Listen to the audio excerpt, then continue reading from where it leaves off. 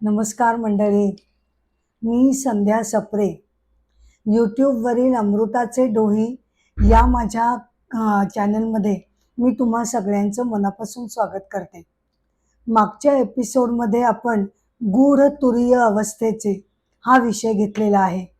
त्याचा भाग 1 तिथे कंप्लीट झाला होता. आजच्या एपिसोडमध्ये गूढ तुरीय अवस्थेचे भाग 2 मी इथे सादर करते. मांडुक्य उपनिषदाचा आधार घेऊन आपण तुरीय अवस्था समजावून घेत आहोत. मंत्र 5 पर्यंत आपण आलेलो आहोत. मंत्र 6वा मांडुक्य उपनिषद जे अथर्व वेदामध्ये आलेला आहे, त्याचा मंत्र 6वा आता मी चालू करते. हा सर्वांचा राजा आहे, किंग ऑफ ऑल. तो सर्वज्ञ आहे. तो इनर कंट्रोलर आहे, म्हणजे अंतर्यामी आहे. तो सर्वांचा स्रोत आहे. त्याच्यापासून सगळ्यांची निर्मिती होते आणि अंती त्याच्यामध्ये सगळेजण विलय पावतात. हा जो श्लोक आहे तो सुषुप्ती किंवा गाढ निद्रेचं वर्णन करण्यासाठी अजून एक हा मंत्र किंवा श्लोक घातलेला आहे. काय आहे ना की जागृता अवस्थेमधला आपल्या आत्मतत्वाचं वर्णन आपल्याला समजू शकतं. तसंच स्वप्नावस्था सुद्धा आपण सगळेजण नीट जाणतो की त्यामध्ये जरी स्थूल शरीर निद्रिस्त झालेलं असलं तरी अंतर्गत मनाच्या व्यापार व्यवहारामुळे स्वप्न जगत निर्माण होतं, हे आपण समजू शकतो. परंतु जी तिसरी अवस्था येते गाढ निद्रेची, तेव्हा मात्र काहीसं गोंधळात पडल्यासारखं होतं की गाढ निद्रेची अवस्था नेमकी कशा प्रकारे समजून घ्यायची आणि त्यातला जो गाढ झोप घेणारा आहे, डीप स्लीपर किंवा सुषुप्तीमधला इगो, हा नेमका कोण आहे हे जरा समजावून घेणं कठीण जातं. त्यामुळे ते एक्सप्लेन करण्यासाठी हा मंत्र दिलेला आहे.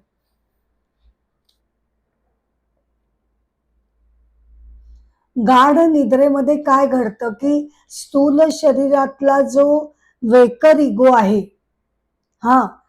स्वप्नावस्थेमधला जो ड्रीमर इगो आहे, बघणारा, स्वप्न बघणारा, हे जे 2 इगो आहेत ते त्या शरीरामधनं बाहेर काढले जातात आणि ते निद्रेमध्ये सर्व एकत्रपणे एकावर एक गुंडाळून जणू ठेवावेत तसे ते प्युअर कॉन्शियसनेस किंवा आत्मतत्वामध्ये ते विलीन होतात.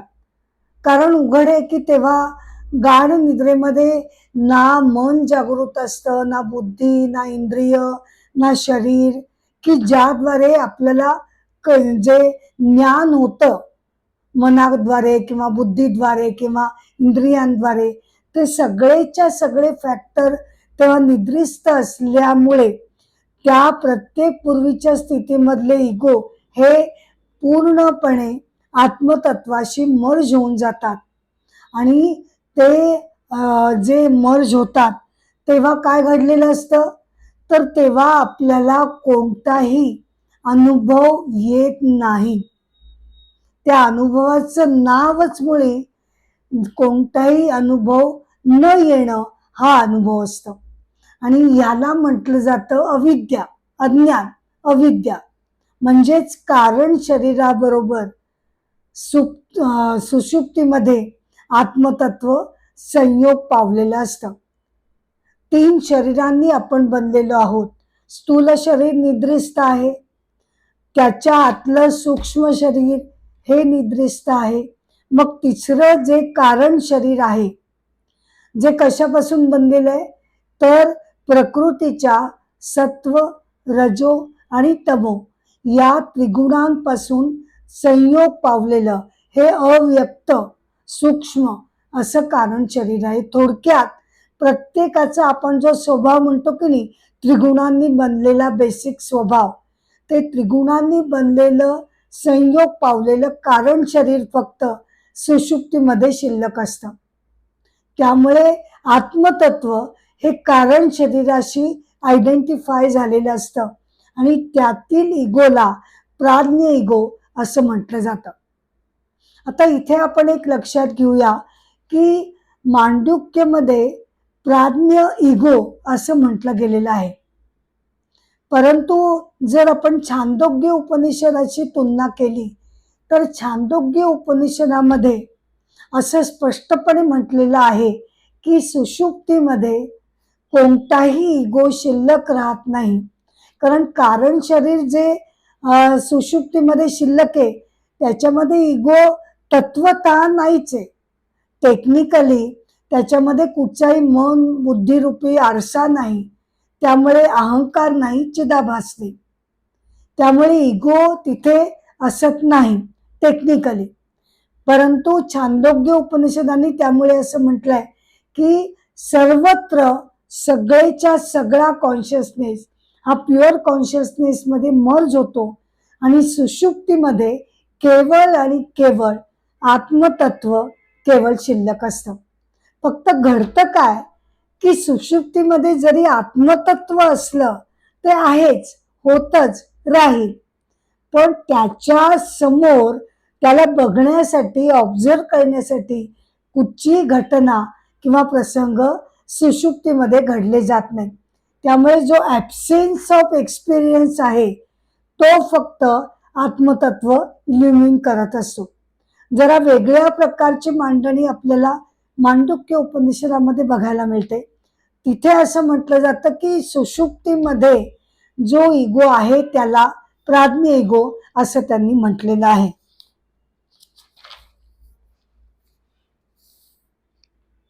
मांडुक्य मंत्र 7वा.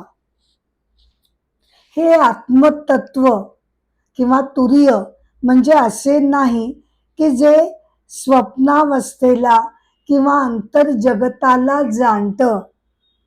विरोधात्मक भाषा आहे ती आपण नीट समजून घेऊया. तसं म्हटलं तर आत्मतत्व काय जाणत नाही, नाही का? त्याच्याच तर आधारावर या 3 अवस्था येतात जातात. त्याचा आधार आहे, मूलभूत पाया चैतन्य तत्वाचा आहे. म्हणून जागृत अवस्था येते, म्हणून स्वप्नावस्था येते आणि म्हणून निद्रित अवस्था येते. परंतु असं म्हटलं गेलंय की जे अंतर्जगताला जे जाणत नाही याचा अर्थ असा घ्यायचा की तो ड्रीमर नाही. आत्मतत्व म्हणजे ड्रीमर नाही, म्हणजे ते त्याच्या पलीकडे आहे. नंतर म्हटलंय की हे तत्व म्हणजे असं नाही की जे बाह्य जगताला जाणतं. याचा अर्थ आपण असा इन्फर करायचा की आत्मतत्व म्हणजे वेकर नाही.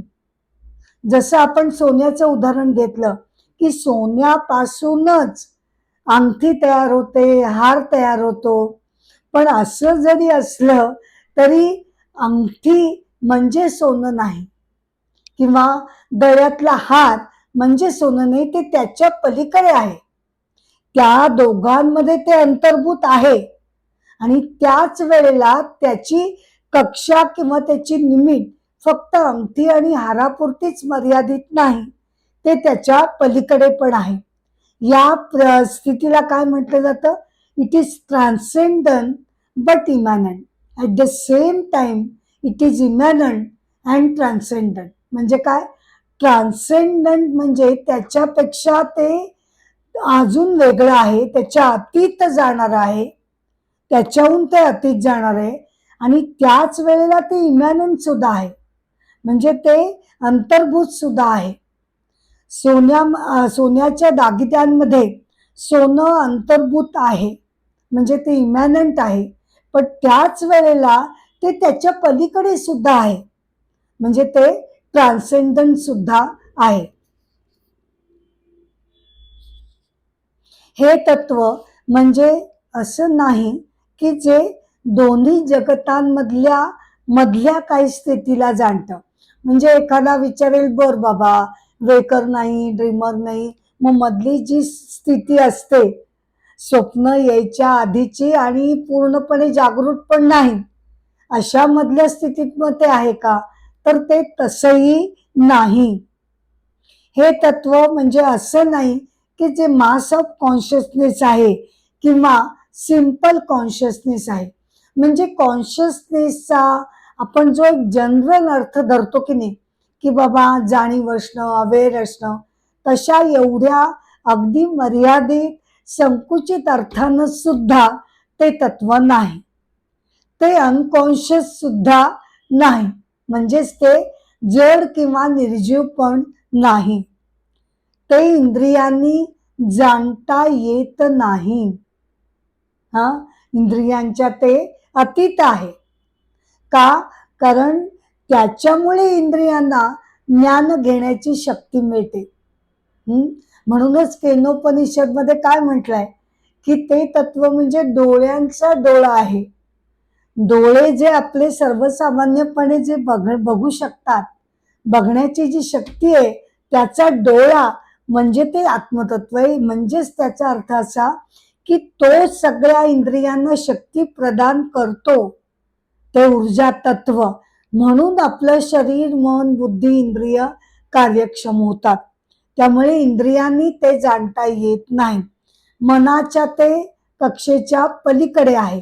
मन पण त्याला जाणू शकत नाही, कारण मनाला जी जाणण्याची शक्ती मिळाली, मनातली जी अवेअरनेस आहे किंवा जाणण्याची शक्ती आहे, तीच मुळी त्याला आत्मतत्वानं दिलेली गोष्ट आहे, जे विचारांच्या अतीत आहे. म्हणजे बुद्धीच्या कक्षेच्या ते पलीकडे आहे. आता इथे पहिल्यांदा 4 वाक्यांमध्ये ते असं नाही, ते सिंपल कॉन्शियसनेस नाही, ते मास ऑफ कॉन्शियसनेस नाही, अशी जी नाही निगेशनची जी भाषा आहे, ती का आत्मतत्वाचं वर्णन करण्यासाठी लावावी लागते, तर आत्मतत्व हे शब्दांच्या पकडीमध्ये कधी येऊ शकत नाही. शब्दांची जी भाषा आहे ती त्या अमर्यादित अनंत तत्वाला आपल्या मर्यादित भाषेच्या प्रांगणामध्ये त्याचं ते वर्णन करू शकत नाही. मग त्यामुळे आता काय करायचं, वर्णन तर करायलाच पाहिजे, समजून तर द्यायलाच पाहिजे, घ्यायलाच पाहिजे. मग त्यासाठी नेती म्हणजेच निगेशन ही पद्धत वापरली जाते. नेती किंवा निगेशन म्हणजे काय, की त्याता उलटीकडनं करायचं. आपल्याला ते आहे असं ऑब्जेक्टिफाय करता येत नाही, तर आपण काय करायचं, की हे ते नाही, ही गोष्ट ती नाही, असं नाही नकार देत आपण त्याचं वर्णन करत आहोत. पहिला नेती जो आहे तो काय दाखवतो, की बाबा मी विचारलं की अच्छा म्हणजे आत्मतत्व म्हणजे पर्वत का? नाही, पर्वत नाही. बर मग नदी का? नाही, पर्वत नाही, नदी नाही, आकाश नाही, अवकाश नाही. हे सगळं पहिला नेती दाखवतो. पहिला नेती काय दाखवतो, अमुक तमुक गोष्ट, वस्तू, ऑब्जेक्ट यामध्ये ते बसत नाही. त्यामुळे कोणतीही गोष्ट तुम्ही पुढे करा, ती गोष्ट म्हणजे आत्मतत्व होऊ शकत नाही. हे पहिला नेती दाखवतो. मग दुसरा नेती कशासाठी आहे, तर मग साधक असंच विचारतो, अच्छा म्हणजे काहीच नाही तर, म्हणजे त्याचा अर्थ आत्मतत्व म्हणजे काहीच नाही, तर असंही नाही, हे सांगणारा दुसरा नेती आहे. म्हणजे आत्मतत्व हे शून्यत्व नाही. हा फार मोठा विचार अद्वैत वेदांतानं मांडलेला आहे. अद्वैत वेदांत असं म्हणतं की साऱ्या ब्रह्मांडाला आधारभूत असं जे ऊर्जात तत्व आहे, ज्याच्या जीवावर सगळं ब्रह्मांड तोललं जातं, ते जे ऊर्जा तत्व आत्मतत्व आहे ते शून्यत्व असू शकत नाही. का? कारण त्याच्या जीवावरचा जो जगताचा डोलर आहे तो कसा आहे, तो विनाशी आहे, बदलणारा आहे, क्षणोक्षणी पालटणारा आहे, क्षणभंगूर आहे. मग जो क्षणोक्षणी बदलत जाणार आहे, त्याचे सगळे बदल, त्याचा विनाश शक्य व्हावा यासाठी त्याला तोलून धरणारं ऊर्जा तत्व हे शून्यत्व असून कसं चालेल, नाही का? जर त्याला आपण शून्यत्व मानलं तर जगताचा डोलारा एकतर शून्यत्वापासून निर्माणच होऊ शकणार नाही. त्यामुळे ते शून्यत्व नसून ते परिपूर्णत्व आहे असं आदि शंकराचार्यांनी म्हटलेलं आहे. हा एक अतिशय सुंदर विचार भगवान आदि शंकराचार्यांनी या सिद्धांतामध्ये असं मांडलेलं आहे की जे आत्मतत्व आहे ते कधीही शून्यत्व असू शकत नाही. आता त्याच्या पुढे काय वर्णन केलंय की ते शांत स्वरूप आहे, ते आनंद स्वरूप आहे. यालाच चौथा तुरीय असं म्हटलं जातं. तुरीयचा अर्थ काय? चौथा. याला तुरीय असं म्हटलं जातं. हेच ते तुरीय आहे, हेच ते आत्मतत्व आहे आणि तेच आपल्याला जाणायचं आहे. ते एकात्म प्रत्यय सारम आहे. फार सुंदर शब्दरचनेमध्ये त्याचं वर्णन केलेलं आहे. एकात्म प्रत्यय सारम. एकात्म म्हणजे काय की एकमेव अनन्य अद्वितीय असं ते आत्मतत्व. अनन्य अद्वितीय अद्वैत की ज्याच्या व्यतिरिक्त जगामध्ये काही नाही. जो काही आपल्याला जगताचा नामरूपांचा डोलारा दिसतो तो त्याचंच अपीअरन्स आहे. सगळे दागिने हे सोन्याचेच अपीअरन्सेस आहेत. अगदी त्याचप्रमाणे जगतातील सगळी नामरूप, मनुष्य, व्यक्ती, झाडं, सगळ्या गोष्टी या एकाच तत्वाच्या अपीअरन्सेस आहेत. ते अद्वैत आहे. एकात्म प्रत्यय सारम म्हणजे त्या आत्म्याच्या अलौकिक अशा चैतन्य तत्वाच्या अनन्यत्वाचा अनुभव घेणं, त्याचा बोध घेणं म्हणजे एकात्म प्रत्यय सारम.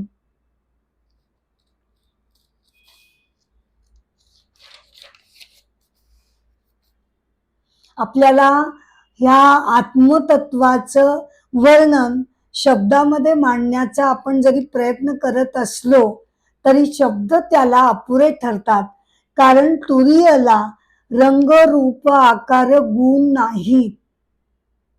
त्यामुळे शब्द कशाचं वर्णन करणार? जर आपण रंग, रूप आणि गुण त्याला जोडले तर काय होईल की ते सुद्धा ऑब्जेक्ट, थिंग, गोष्ट, वस्तू याप्रमाणे ते होईल आणि मग ते सुद्धा फायनाईट होईल, संकुचित होईल, मर्यादित होईल आणि ते मग अनंत तत्व असं राहणार नाही. म्हणून आपल्याला त्याचं निगेशन पद्धतीनं, नेती या पद्धतीनं त्याचं वर्णन करावं लागतं. आपल्या जीवनामध्ये आपण असंख्य अनुभव घेतो, ज्ञान घेतो. शरीर, मन, बुद्धीच्या द्वारे वेगवेगळ्या संकल्पना आपण समजून घेतो.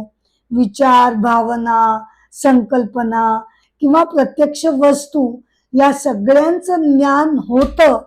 त्या प्रत्येकाला आपण थिंग म्हणू शकतो. दिस इज ऑब्जेक्ट म्हणून त्याला ऑब्जेक्टिफाय करू शकतो.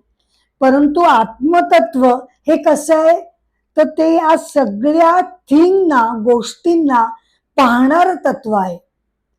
तो सब्जेक्ट आहे आणि बाकी सगळे जगत हे ऑब्जेक्ट आहे.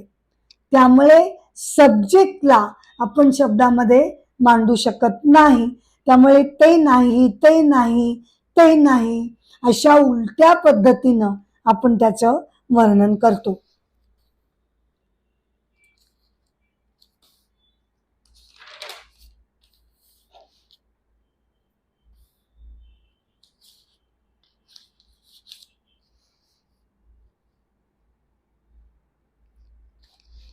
एकात्म प्रत्यय सारम म्हणजे काय? एकत्व म्हणजे अद्वैत, एकमेव असा ते आत्मतत्व आहे.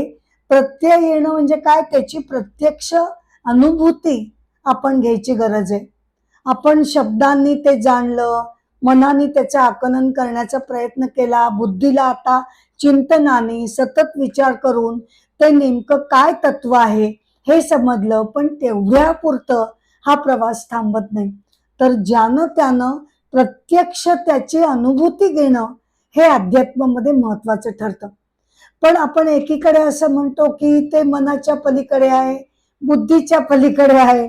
मग एका वेळी जर आपण हे असं म्हणतो तर दुसऱ्या वेळेला आपण त्याची अनुभूती कशी घेणार? मग आपणच म्हणतो ना ते मन आणि बुद्धीच्या पलीकडे, मग आपण कसं जाणणार त्याला? तर काय घडतं की तपस्येनं, ग्रंथाच्या चिंतनानं, मननानं, ध्यानधारणेनं, उपासनेनं आपली ही जी मर्यादित बुद्धी आहे, हा जी मर्यादित मन आणि बुद्धीची क्षमता आहे, ती या सगळ्या उपासनेनं ती ऋतंभरा प्रज्ञेमध्ये, अलौकिक अशा प्रज्ञेमध्ये त्याचं रूपांतर होतं. आणि ती अलौकिक प्रज्ञा जेव्हा आपल्यामध्ये जागृत होते तेव्हा तीच केवळ आत्मतत्व जे स्वतः सुद्धा अलौकिक आहे, त्या अलौकिकतेकडे झेप घेण्यासाठी आपल्या प्रज्ञेची पातळी त्या लेवल पर्यंत येणं गरजेचं आहे. आणि तसं ते घडतं. अंतर्मुख होऊन चिंतनानं, तपस्येनं आपली आतली प्रज्ञा विकसित होऊन ती अशी एक विलक्षण शब्दाच्या पलीकडची झेप घेते की त्याद्वारे आपल्याला आत्मतत्वाचा अनुभव येऊ शकतो.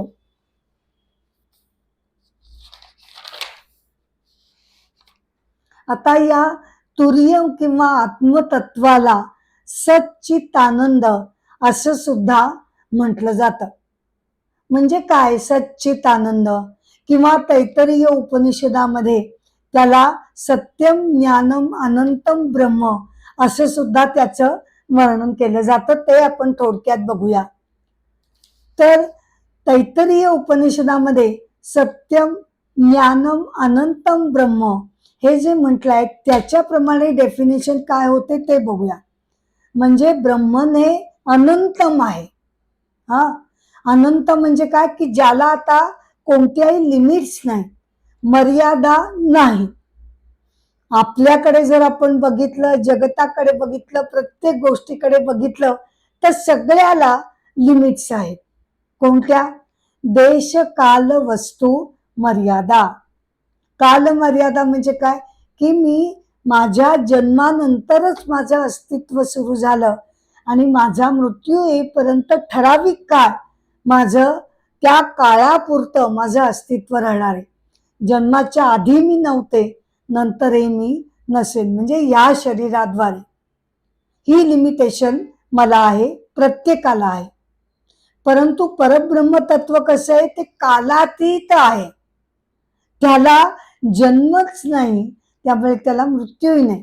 तो अजय आहे, अजन्म आहे, कालातीत आहे. काल होता, आज आहे आणि उद्या असेल, अनंत काल तो असेल. हजारो जगत ब्रह्मांड येतील जातील, पण त्याच्या पायावर हे सगळ्या घडामोडी घडतील. तो मात्र अक्षय आहे. मग दुसरी मर्यादा कोणती? देश मर्यादा. म्हणजे काय की आपण मर्यादित अवकाश व्यापतो. मी आता या खोलीत आहे, हा, तर त्याच वेळेला मी दुसऱ्या कुठच्याही जागी मी असू शकणार नाही. परंतु परब्रह्म तत्व असं आहे की त्यालाही मर्यादा लागू पडत नाही. तो सर्वव्यापी आहे. सर्व जगतामध्ये अणु रेणूमध्ये तो आहे. तो कुठे नाही अशी जागाच नाही. त्यामुळे ही मर्यादा त्याला लागू पडत नाही. मग तिसरी आहे वस्तू मर्यादा.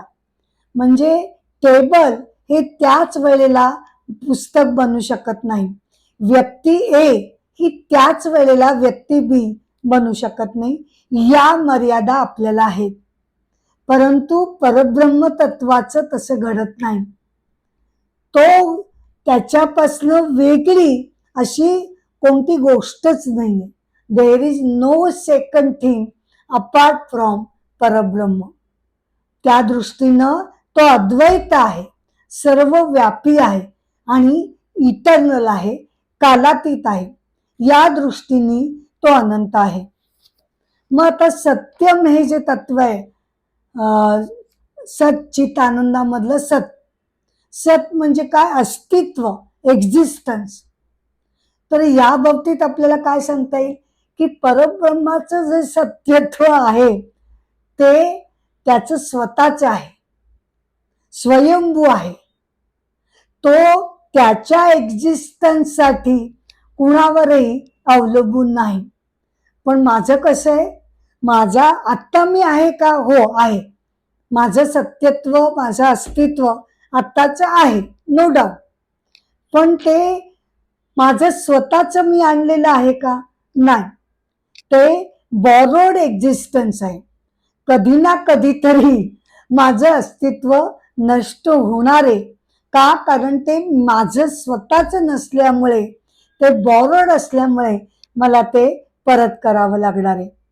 सत्यत्व जे परब्रह्माचं एक्झिस्टन्स तत्व आहे, सत्यत्व तत्व, त्या तत्वाच्या पायावर, आहेपणाच्या पायावर, असलीपणाच्या पायावर वस्तू गोष्टी येतात जातात.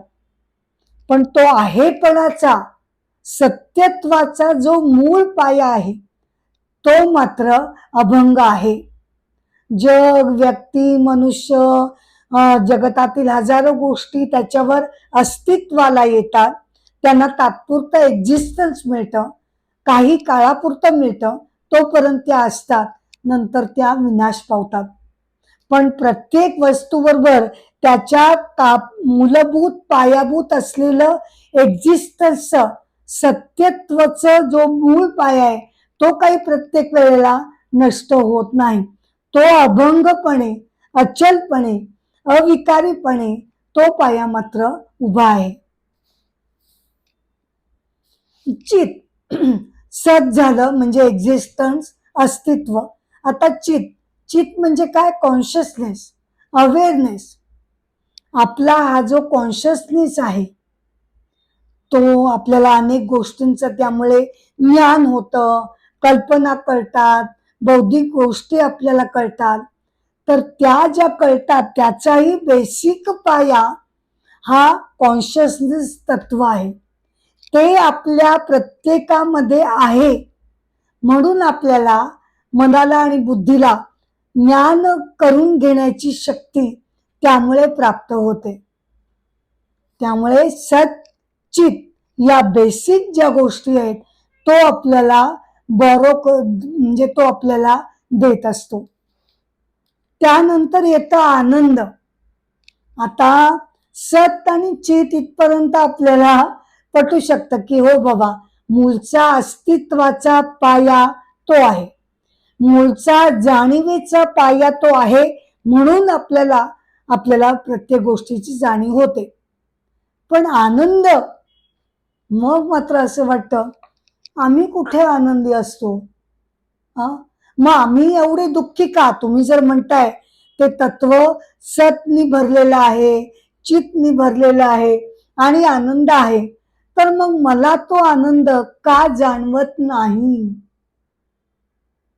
का मी अशी दुःखी आणि उदास असते?